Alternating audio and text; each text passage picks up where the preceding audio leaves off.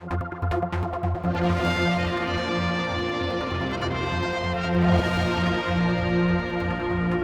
6. I'm calling the Honourable Member for Arbory, Castletown, Malew, Mr Moorhouse.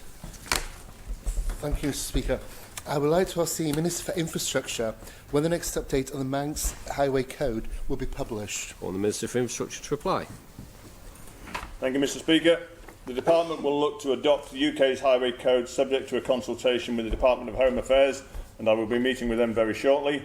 The Manx Highway Code, which was based on the UK's code, was last updated in 2014 and has not been updated since. In contrast, the UK's code has been regularly updated over the last 8 years, including the latest revision on the 29th of January. Adopting the UK's Highway Code would avoid the Isle of Man's code becoming out of date and ensure that Manx drivers are familiar with the requirements of UK and Manx roads. The Highway Code and the Manx Supplement will be available online if and when that happens. And so in answer to the Honourable Member's question, it will be as soon as possible. Supplementary question, Mr Moorhouse. Thank you, Mr Speaker, and thank you, Minister. Following the introduction of the Highway Code in the UK, many issues have been raised about safety and other concerns. Has that had any impact on the Department's thinking and consideration of simply bringing in that Highway Code for Manx use? Thank you. Minister to reply. It has indeed, Mr Speaker, and I thank the Honourable Member for his clarification on that, and hence the consultation or the meetings I will be having with DHA and the police over this in the very near future. Further supplementary, Mr Moorhouse. Thank you, Mr Speaker, and thank you, Minister. That's reassuring.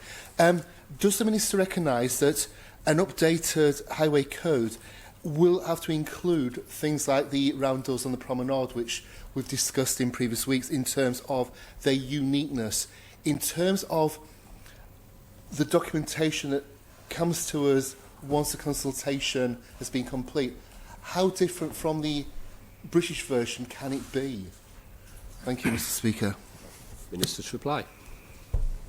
Again, Mr Speaker, following on from those conversations with the police and anybody else that's required to be discussed with on those, I don't think it will be that much different from the UK. They do have roundels in the UK. That's where I'm sure some of our engineers got their ideas from in the first place. They didn't dream them up. We know we've had briefings and seen photographs and films of them, so we know they're out there.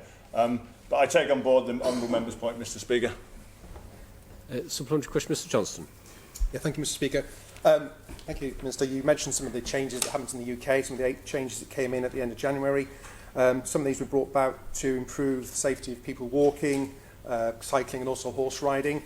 That followed a public consultation in the UK. I think there's about 20,000 people put into that. So as part of the Isle of Man looking at the Highway Code, does the Minister envisage having some form of public consultation on the island if there were going to be changes? Thank you. Minister to reply.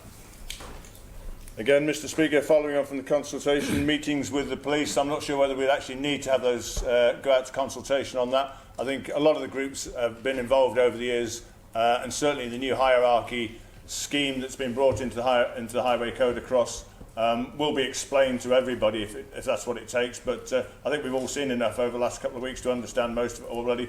But if we need to go out to consultation, and it's thought we should do, we will do.